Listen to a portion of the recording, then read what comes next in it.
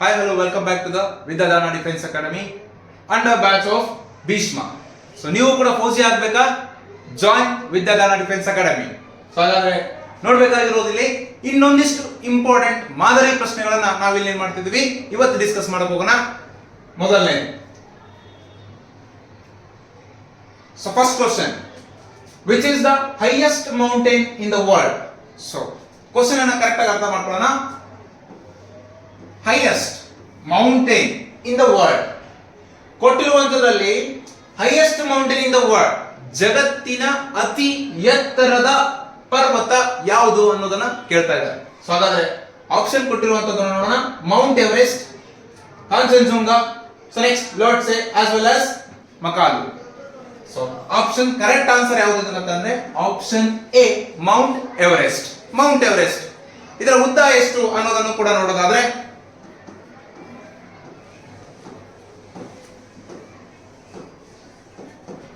So 8848 metres. ಇದು ಪ್ರಪಂಚದ ಅತಿ ಎತ್ತರವಾಗಿರ್ತಕ್ಕಂಥ ಪರ್ವತವಾಗಿರುವಂತದ್ದು. ಹಾಗಾದ್ರೆ ಇನ್ನೊಂದು ಕ್ವಶನ್ ನಮ್ಮ ಭಾರತಕ್ಕೆ ಸಂಬಂಧಪಡುವಂತದ್ದು ಕೇಳೋದಾದ್ರೆ ಯಾವ ತರ ಕೇಳ್ತಾರೆ, ಭಾರತದ ಅತಿ ಎತ್ತರವಾದಂತ ಪರ್ವತ ಯಾವುದು ಅನ್ನೋದನ್ನ ಕೇಳ್ಬೋದು. ಸೊ ಭಾರತದ ಅತಿ ಎತ್ತರವಾದ ಪರ್ವತ ಆನ್ಸರ್ ದಟ್ ಇಸ್ K2 ಅಥವಾ ಮೌಂಟ್ ಗಾರ್ವಿನ್ ಅಸ್ಟಿನ್ ಅಂತ ಕೂಡ ಕೇಳಬಹುದು. ಸೊ ಈ ತರ ಇರ್ತಕ್ಕಂಥ ಕ್ವಶನ್ಸ್ ಮುಖಾಂತರ ನಮಗೆ ಏನ್ ಮಾಡಕ್ ಹೋಗ್ತಾರೆ, 1 ಮಾರ್ಕ್ಸ್ ಮುಖಾಂತರ ಬರ್ತಿರ್ತಾವ. ಈಸಿಯಾಗಿ ನಾವು ಏನ್ ಮಾಡಬಹುದು, ಇದನ್ನ ಫೈಂಡ್ ಔಟ್ ಮಾಡಬಹುದು. Next question, wear is the capital of the state of Uttarakhand? ಹಾಗಾದ್ರೆ ಏನಿಲ್ಲ, ಕ್ವಶನ್ ಅನ್ನ ಸ್ವಲ್ಪ ಕರೆಕ್ಟ್ ಆಗಿ ಅರ್ಥ ಮಾಡ್ಕೊಂಡ್ಬಿಟ್ರೆ ಸಾಕು. ಸೊ ಏನಿಲ್ಲ, ಕ್ಯಾಪಿಟಲ್ ಅಂತ ಬಂದ್ಬಿಟ್ರೆ ತಲೆಯಲ್ಲಿ ಬಂದ್ಬಿಡ್ಬೇಕು ರಾಜಧಾನಿ. ಅರ್ಥ ಆಯ್ತಾ? ಸೊ ಹಾಗಾದ್ರೆ ರಾಜಧಾನಿ, ಸೊ ಯಾವುದು, ಯಾವ ರಾಜ್ಯದ, ಉತ್ತರಾಖಂಡದ ರಾಜ್ಯದ ರಾಜಧಾನಿ ಯಾವುದು ಅನ್ನೋದನ್ನ ಕೇಳ್ತಾ ಇದ್ದಾರೆ ಇಲ್ಲಿ.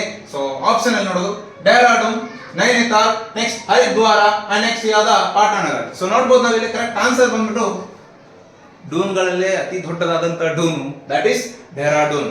ಓಕೆನಾ? ಸೊ ಇದು ಕರೆಕ್ಟ್ ಆನ್ಸರ್ ಆಗಿರುವಂತದ್ದು Dehradun, that is the capital of Uttarakhand. Next question, ಸ್ವಲ್ಪ ಲಕ್ಷ್ಯ ಇರಲಿ, ಪ್ರತಿಯೊಂದು ರಾಜ್ಯದ ಕ್ಯಾಪಿಟಲ್ಸ್ ಗಳನ್ನ ನೀವು ನೋಡ್ಕೊಳ್ಳೇಬೇಕ್ರಿ, ಯಾಕಂದ್ರೆ ಅವಶ್ಯವಾಗಿರುವಂತದ್ದು. ಒಂದು ಕ್ವಶನ್ ಮಾತ್ರ ಅದರಿಂದ ಬಂದೇ ಬರ್ತದ. Next, on whose birthday so is children's day celebrated on 14th November? So ನೋಡ್ಬೋದು ನಾವಿಲ್ಲಿ ಕ್ವಶನ್ ಈಸಿ ಆಗಿದೆ. ಸ್ವಲ್ಪ ನಮ್ಮ ಚೈಲ್ಡ್ಹುಡ್ ಅನ್ನ ನಾವೇನ್ ಮಾಡ್ಕೊಂಡ್ಬಿಡೋಣ, ನೆನಪಿಸ್ಕೊಂಡ್ಬಿಡೋಣ. ಮಕ್ಕಳ ದಿನಾಚರಣೆಯನ್ನ ಯಾರ ರಿಮೆಂಬರೆನ್ಸ್ ಮೀನ್ಸ್ ಯಾರ ನೆನಪಿಗಾಗಿ ನಡೆಸ್ಕೊಡಲಾಗ್ತಿತ್ತು. ಸೊ ನೋಡ್ತಾರೆ, ಈಗೂ ಕೂಡ ನಡೆಸ್ತಾ ಇದೀವಿ. ಯಾವುದು? ಸೊ ಆಪ್ಷನ್ ಅಲ್ಲಿ ಬರುವಂತದ್ದು Gandhiji, Jawaharlal Nehru, Indira Gandhi and Lal Bahadur Shastri. So correct answer it is Jawaharlal Nehru. ಓಕೆನಾ?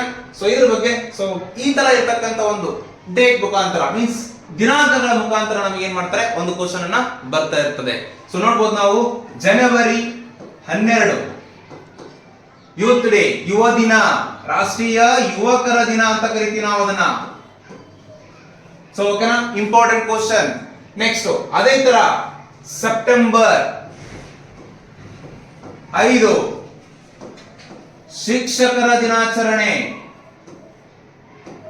ಸರ್ ಈ ದಿನದಲ್ಲಿ ಏನ್ ಸ್ಪೆಷಲ್, ಇದನ್ನ ಯಾರ ನೆನಪಿಗಾಗಿ ಇದನ್ನ ಸೆಲೆಬ್ರೇಟ್ ಮಾಡ್ತಿದೀವಿ ಅಂತ ಒಂದು ಕ್ವಶನ್ ಕೇಳ್ತಿರ್ತಾರೆ. ಜನವರಿ 12 ಯುವಕರ ದಿನ, ಸ್ವಾಮಿ ವಿವೇಕಾನಂದ ಅವರ ಹುಟ್ಟುಹಬ್ಬ ಜನ್ಮ ದಿನವನ್ನ ಏನಂತ ಸೆಲೆಬ್ರೇಟ್ ಮಾಡ್ತೀವ್ರಿ, ಯುವಕರ ದಿನ ಅಂತ ಸೆಲೆಬ್ರೇಟ್ ಮಾಡ್ತೀವ್ರಿ. ನೆಕ್ಸ್ಟ್ ಇಸ್ ಸೆಪ್ಟೆಂಬರ್ 5 ಶಿಕ್ಷಕರ ದಿನಾಚರಣೆ, ಸರ್ವೇಪಲ್ಲಿ ರಾಧಾಕೃಷ್ಣನ್ ಅವರ ಬರ್ತ್ಡೇ. ಸೊ ಹಾಗಾಗಿ ಆ ಒಂದು ಹುಟ್ಟುಹಬ್ಬವನ್ನ ಶಿಕ್ಷಕರ ದಿನಾಚರಣೆಯನ್ನಾಗಿ ಸೆಲೆಬ್ರೇಟ್ ಮಾಡ್ತೀವಿ. ಸೊ ಈ ತರ ಇರ್ತಕ್ಕಂಥ ಕ್ವಶನ್ಸ್ ಮುಖಾಂತರ ನಮ್ಗೆ ಏನ್ ಮಾಡ್ಲಿಕ್ಕೆ ಹೋಗ್ತಾರೆ, ಸೊ ಸ್ವಲ್ಪ ಜಾಸ್ತಿ ಅತಿ ಹೆಚ್ಚಾಗಿ ಬರುವಂತ ಕ್ವಶನ್ಸ್ ಮುಖಾಂತರ ನಾವೇನ್ ಮಾಡಬಹುದು, ಇಲ್ಲಿ ನೋಡ್ತಾ ಹೋಗ್ಬೋದು. Next, so what is the full form of GST? So ಕೇಳ್ತಾನೆ ಇದೀವಿ ಇತ್ತೀಚಿನ ದಿನಗಳಲ್ಲಿ, ಪ್ರತಿಯೊಂದರಲ್ಲೂ ಕೂಡ ಬಿಲ್ ಗಳನ್ನ ನೋಡ್ತಾ ಇದೀವಿ, GST ಅಂತ ಹೇಳಿ ಕಾಟ. ಸೊ ಇಲ್ಲಿ ನೋಡುವಂತದ್ದು ಆ GST ಯ ಫುಲ್ ಫಾರ್ಮ್ ಅರ್ಥ ಏನು ಅಂತ ಕೇಳ್ತಾ ಇದ್ದಾರೆ. ಆಪ್ಷನ್ಸ್ ಅಲ್ಲಿ ಕೊಟ್ಟಿರುವಂತದ್ದು goods and service tax, next goods sales tax, grand sales tax as well as general sales tax. Correct answer ಬಂದ್ಬಿಟ್ಟು option A, goods and service tax. ಮತ್ತೆ good night, sweet dream, take care ಅಂತಿದ್ದೀರಿ. ಓಕೆನಾ? So that is goods and service tax. Next, so ಇಲ್ಲಿ ನೋಡಬಹುದು next question, who is the author of Mein Kampf? So ಇಲ್ಲಿ Mein Kampf ಅನ್ನುವಂಥದ್ದು that is the author ಅಂತ ಕೇಳ್ತಕ್ಕಂಥದ್ದು. Main Kampf ಅನ್ನುವಂಥದ್ದು ಬರೆದಿದ್ದ ಯಾವುದು ಅನ್ನೋದನ್ನ ಕೇಳ್ತಕ್ಕಂಥದ್ದಿಲ್ಲ. ಸೊ ನೋಡೋದಾದ್ರೆ ಆಪ್ಷನ್ಸ್ ಅಲ್ಲಿ ಹಿಟ್ಲರ್, ಮುಸೋಲಿನ್, ಬಿಸ್ಮಾರ್ಕ್ ಅಂಡ್ ಮಜಿನಿ. ನೆಕ್ಸ್ಟ್ ಹಾಗಾದ್ರೆ ಕರೆಕ್ಟ್ ಆನ್ಸರ್ ಬಂದ್ಬಿಟ್ಟು ದಟ್ ಇಸ್ ಹಿಟ್ಲರ್. ಇನ್ನೊಂದು ಕ್ವಶನ್ ಕೂಡ ಕೇಳಬಹುದು. ಸೊ ಇಲ್ಲಿ ಈ ತರ ಬರೋದಾದ್ರೆ ಹಿಟ್ಲರ್ ನ ಬಯೋಗ್ರಫಿ ಯಾವುದು ಅಂತ ಕೇಳ್ಬಿಡ್ತಾರೆ. So that is Mein Kampf ಅನ್ನುವಂಥದ್ದು ಬಯೋಗ್ರಫಿ ಇದು ಯಾವುದು? ಹಿಟ್ಲರ್ ನ. ಸೊ ಅಡಾಲ್ಫ್ ಹಿಟ್ಲರ್ ನ ಬಯೋಗ್ರಫಿ. ಸೊ ಓಕೆನಾ, ಅಡಾಲ್ಫ್ ಹಿಟ್ಲರ್ ನ ಬಯೋಗ್ರಫಿ ಆಗಿರ್ತದ. ಸೊ ಹಾಗಾದ್ರೆ ಇಲ್ಲಿ ಕ್ವಶನ್ ಕೂಡ ಉಲ್ಟನ್ ಮಾಡಿ ಕೇಳಬಹುದ್ರಿ, ಸ್ವಲ್ಪ ಟ್ವಿಸ್ಟ್ ಮಾಡಿ. ಸೊ ಹಾಗಾದ್ರೆ ಅಡಾಲ್ಫ್ ಹಿಟ್ಲರ್ ಬಯೋಗ್ರಫಿ ಯಾವುದು? ದಟ್ ಇಸ್ ಮೇನ್ ಕ್ಯಾಪ್ ಅನ್ನುವಂತ ಒಂದು. Next question, who presented the first budget of independent India? So ಇಲ್ಲಿ ಕ್ವಶನ್ ಅನ್ನ ಕರೆಕ್ಟ್ ಆಗಿ ಅರ್ಥ ಮಾಡ್ಕೊಳ್ಳೋಣ. Who presented first budget of independent India? ಭಾರತ ಅನ್ನುವಂಥದ್ದು ಸ್ವತಂತ್ರಗೊಂಡ ಮೇಲೆಗಡೆ ಇಲ್ಲಿ ಫಸ್ಟ್ ಬಜೆಟ್ ಅನ್ನ ಯಾರು ಮಂಡಿಸಿದರು ಅನ್ನೋದನ್ನ ಕೇಳ್ತಾ ಇದ್ದಾರೆ. ಕ್ವಶನ್ ಅನ್ನ ಕರೆಕ್ಟ್ ಆಗಿ ಅರ್ಥ ಮಾಡ್ಕೊಂಡ್ವಿ. ಸೊ ಇನ್ನು ಆಪ್ಷನ್ಸ್ ಅನ್ನ ನೋಡೋಣ. ಆಪ್ಷನ್ ಎ ಅಲ್ಲಿ ಬರುವಂತದ್ದು ವಲ್ಲಭಾಯಿ ಪಟೇಲ್, ಡಾಕ್ಟರ್ ಭಾಬಾ, ನೆಕ್ಸ್ಟ್ ಬಲ್ದೇವ್ ಸಹಾಯ್, ನೆಕ್ಸ್ಟ್ ಅದಾಗಿ ಮೇಲೆ Shanmugam Chetty. So correct answer ಬಂದ್ಬಿಟ್ಟು ಆಪ್ಷನ್ ಡಿ, ಷಣ್ಮುಗಂ ಚೆಟ್ಟಿ. ಯಾವಾಗ ಅಂತ ಕೇಳಿದ್ರು ಕೂಡ ಕೇಳಬಹುದು ಕ್ವಶನ್. 1947 ಓಕೆನಾ, November 26. So that is important date ಕೂಡ ಆಗ್ಬಹುದು. ನೆಕ್ಸ್ಟ್ ಇಲ್ಲಿ ಬರೋದಾದ್ರೆ ಇನ್ನಿತರವಾಗಿರ್ತಕ್ಕಂಥ ಒಂದ್ ಸ್ವಲ್ಪ ಬಜೆಟ್ ಮುಖಾಂತರ ಕೇಳೋದಂತ ಕ್ವಶನ್ಸ್ ಅನ್ನ ನೋಡೋಣ. ಇಲ್ಲಿ ಬರೋದಾದ್ರೆ ಮೊಟ್ಟ ಮೊದಲ ಬಾರಿಗೆ ಫಸ್ಟ್ ಬಜೆಟ್ ಅನ್ನ ಹೊರಡಿಸ್ತಕ್ಕಂಥ ಮಹಿಳೆ ಯಾರು ಅಂತಂದು ಕೂಡ ಕೇಳಬಹುದು ಇಲ್ಲಿ ಕ್ವಶನ್. ಸೊ ಹಾಗಾದ್ರೆ ಮಹಿಳೆ ಅಂತ ಬಂದಾಗ ಇಂದಿರಾ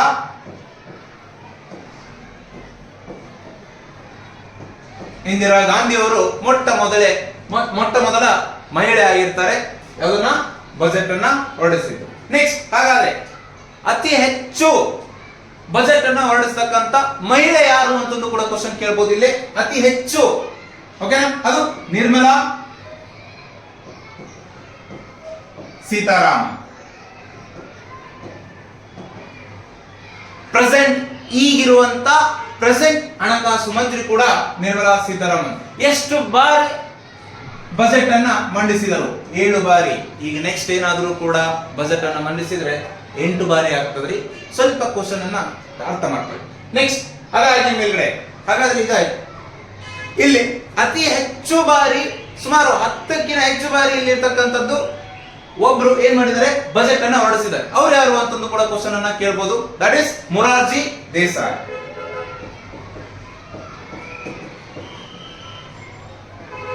ಮೊರಾರ್ಜಿ ದೇಸಾಯಿ ಅವರು ಅತಿ ಹೆಚ್ಚು ಬಾರಿ ಬಜೆಟ್ ಅನ್ನ ಮಂಡಿಸಿರುವಂತವರಾಗಿರ್ತಾರೆ. ಸೊ ಇದಿಷ್ಟು ಈ ಕ್ವಶನ್ ಇಂದಿರ್ತಕ್ಕಂಥ ಸ್ವಲ್ಪ ಕೀ ಪಾಯಿಂಟ್ಸ್ ಎಕ್ಸಾಮ್ ಉದ್ದೇಶದಿಂದ ಬಂದೇ ಬರಬಹುದು. ನೆಕ್ಸ್ಟ್ ಸೊ ನೆಕ್ಸ್ಟ್ ಕ್ವಶನ್ ನೋಡೋಣ. So what is the length and breadth of the national flag of India? So ನೋಡ್ಬೋದು ನಾವಿಲ್ಲಿ. ಸೊ ಕ್ವಶನ್ ಕರೆಕ್ಟ್ ಆಗಿ ಅರ್ಥ ಮಾಡ್ಕೊಳ್ಳೋದ್ರಿ. ನಮ್ಮ ರಾಷ್ಟ್ರ ಧ್ವಜದ ಅಳತೆಯನ್ನ ಕೇಳ್ತಾ ಇದ್ದಾರೆ. ಉದ್ದ ಮತ್ತು ಅಗಲ ಎಷ್ಟಿರುತ್ತೆ ಅಂತಂದು ಹೇಳ್ತಾರೆ. ಆಪ್ಷನ್ ನೋಡೋದಾದ್ರೆ 5:3, 3:2, next 3:4 and 2:3. Correct answer it is option B, 3:2. So ನೋಡೋದಾದ್ರೆ ಉದ್ದ 3, ಅಗಲ 2. ಸೊ ಇದು ಹಾಗಾದ್ರೆ ಇದಕ್ಕೆ ಸಂಬಂಧಪಟ್ಟಂತೆ ಇನ್ನೊಂದಿಷ್ಟು ಕ್ವಶನ್ಸ್ ಅನ್ನ ನೋಡೋದಾದ್ರೆ ಯಾವ ತರ ಕೇಳ್ತಾರೆ. ನ್ಯಾಷನಲ್ ಫ್ಲಾಗ್ ಅನ್ನ ಡಿಸೈನ್ ಮಾಡುವವರು ಯಾರು ಅಂತ ಕೂಡ ಕೇಳಬಹುದು. ಆಂಧ್ರ ಪ್ರದೇಶದ ಪಿಂಗಾಲಿ ವೆಂಕಯ್ಯ. ಹಾಗಾದ್ರೆ ಮೊಟ್ಟ ಮೊದಲ ಬಾರಿ ಯಾವಾಗ ನಾವು ಅದನ್ನ ಅಂಗೀಕರಿಸಿಕೊಂಡ್ವಿ ಅಂತಂದು ಕೂಡ ಕೇಳ್ತಾರೆ.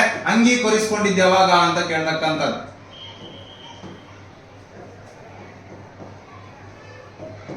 ಅಂಗೀಕರಿಸಿಕೊಂಡಿದ್ದು July 22, 1947.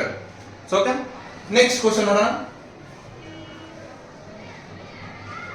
Where is the headquarters of the International Monetary Fund Organization located?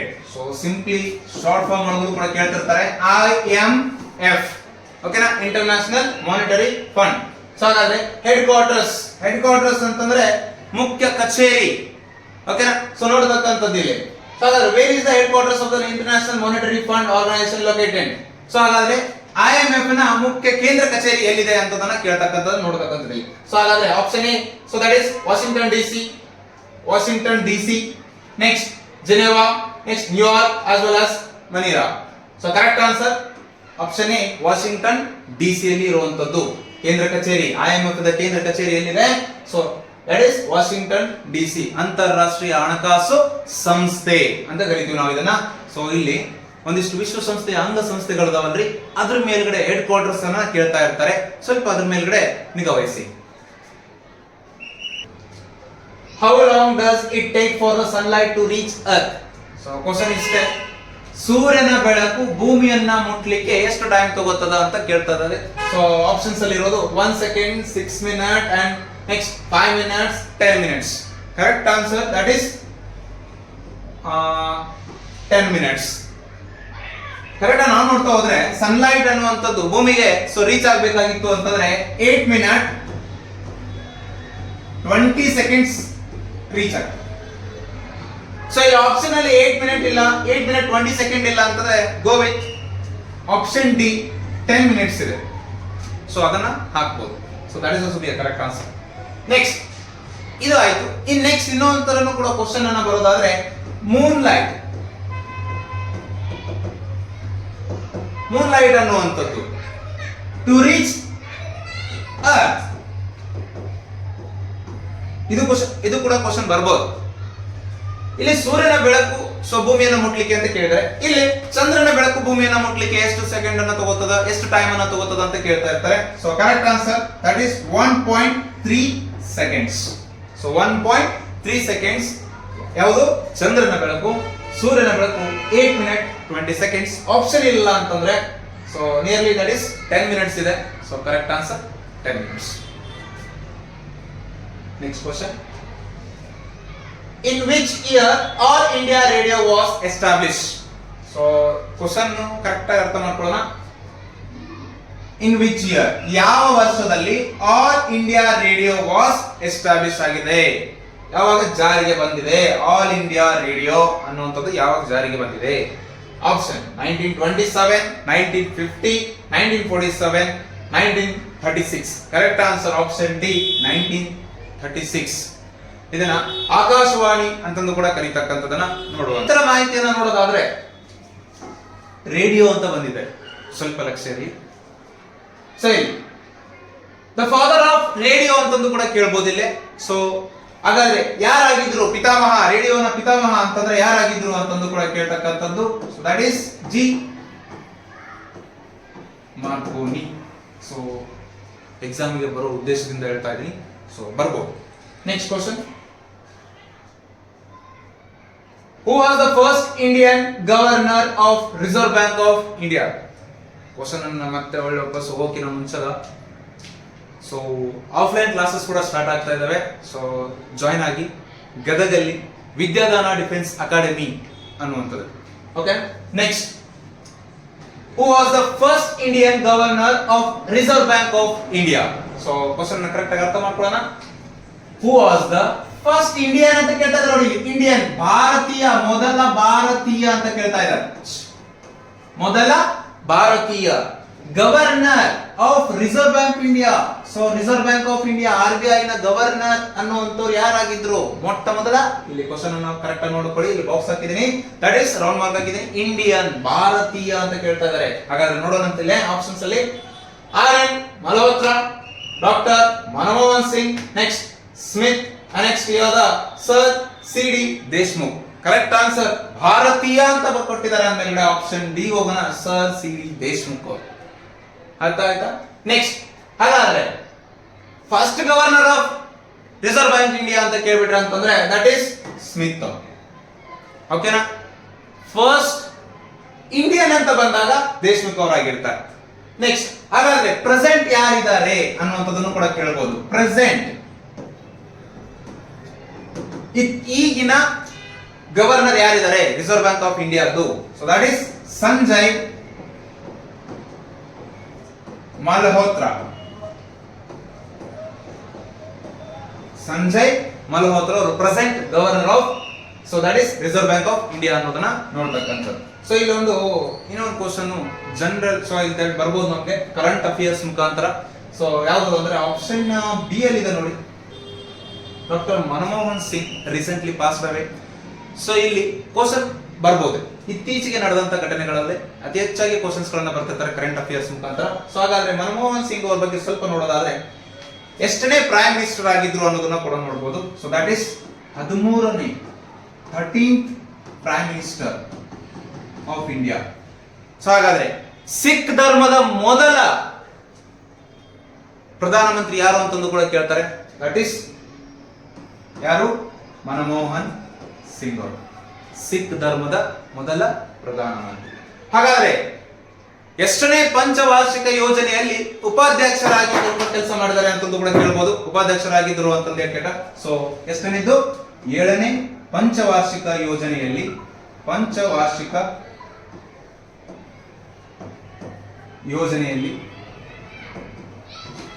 ಉಪಾಧ್ಯಕ್ಷ. ಸೊ ಇದು ಇಂಪಾರ್ಟೆಂಟ್. ಸೊ ಏನಕ್ಕೆ ಹೇಳಿದೆ ಅಂದ್ರೆ ಆಪ್ಷನ್ ಅಲ್ಲಿ ಮನಮೋಹನ್ ಸಿಂಗ್ ಅಂತ ಬಂದ್ರೆ ರೀಸೆಂಟ್ಲಿ ಆಗಿ ಸೊ ಪಾಸ್ ಅವೇ ಆಗಿದ್ದಾರೆ. ಸೊ ಹಾಗಾಗಿ ಹೆಚ್ಚಿನ ಮಾಹಿತಿಯಿಂದನೂ ಕೂಡ ಇದರಿಂದ ಕ್ವಶನ್ ಬರಬಹುದು. ನೆಕ್ಸ್ಟ್,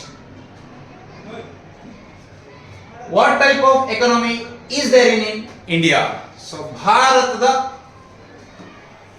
ಆರ್ಥಿಕ ಯಾವ ತರ ಇದೆ ಅನ್ನೋದನ್ನ ಕೇಳ್ತಾ ಇದ್ದಾರೆ. ಆರ್ಥಿಕತೆ. ಸೊ ನೋಡೋದಾದ್ರೆ ಸೊ ಆಪ್ಷನ್ ಅಲ್ಲಿ ಇದನ್ನ ತೆಗೆದಾಕಿ. So that is mixed, mix. Next option B Gandhian, socialist and NOTA. ಹಾಗಾದ್ರೆ ಕರೆಕ್ಟ್ ಆನ್ಸರ್ ಬಂದ್ಬಿಟ್ಟು that is mix. Correct answer ಬಂದ್ಬಿಟ್ಟು ಮಿಕ್ಸ್. ಓಕೆ. ನೆಕ್ಸ್ಟ್,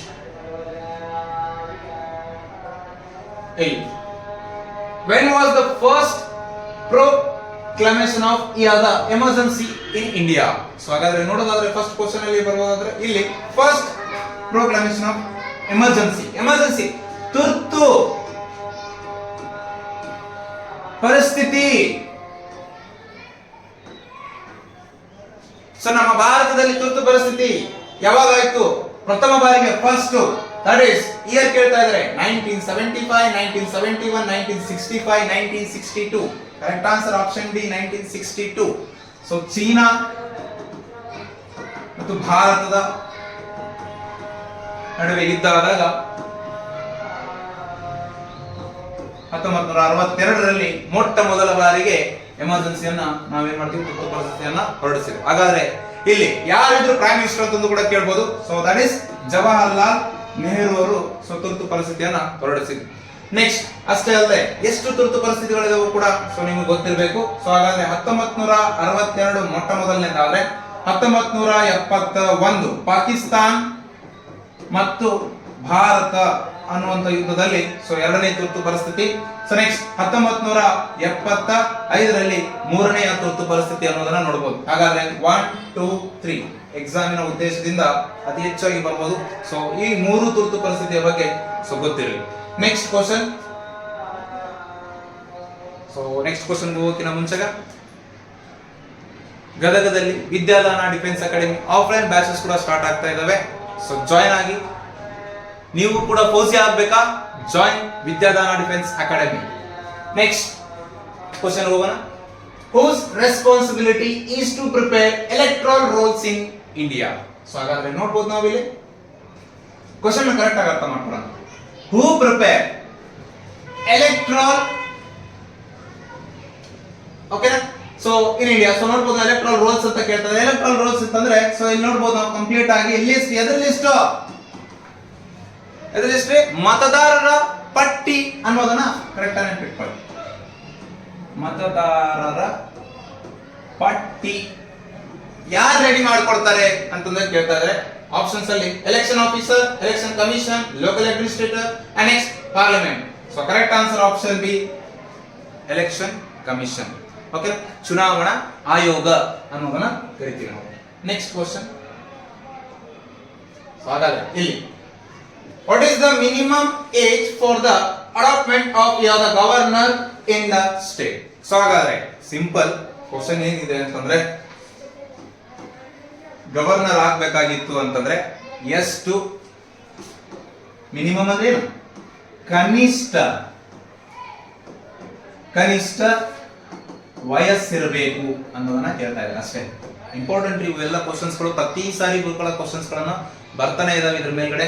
ಸೊ ಹಾಗಾದ್ರೆ ಆಪ್ಷನ್ ಅಲ್ಲಿ, ಸೊ ಇಲ್ಲಿ option, so 25, 30, 35 none of these ಅಂತ ಕೇಳ್ತಾ ಇದ್ದಾರೆ. ಸೊ ಆದ್ರೆ ಸೊ ಕರೆಕ್ಟ್ ಆನ್ಸರ್ ಬಂದ್ಬಿಟ್ಟು ಸೊ ಗವರ್ನರ್ ಅಂತ ಬಂದಿದೆ.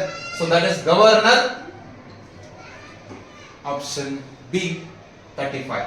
ಸೊ ನೆನ್ಪಿಟ್ಕೊಳ್ಳಿ, ಗವರ್ನರ್ದು ಕೂಡ ಏನು 35 ವಯಸ್ಸು. ನೆಕ್ಸ್ಟ್ ಪ್ರೆಸಿಡೆಂಟ್ದು ಕೂಡ ಏನು 35, ವೈಸ್ ಪ್ರೆಸಿಡೆಂಟ್ದು ಕೂಡ 35. ಇದಿಷ್ಟು ಕರೆಕ್ಟ್ ಆಗಿ ಕೀ ಪಾಯಿಂಟ್ ನೆನ್ಪಿಟ್ಕೊಂಡ್ಬಿಟ್ರೆ 35 ಇಯರ್ಸ್. ಈ ಮೂರು ಜನದ್ದು ಕೂಡ 35 ಇಯರ್ಸ್.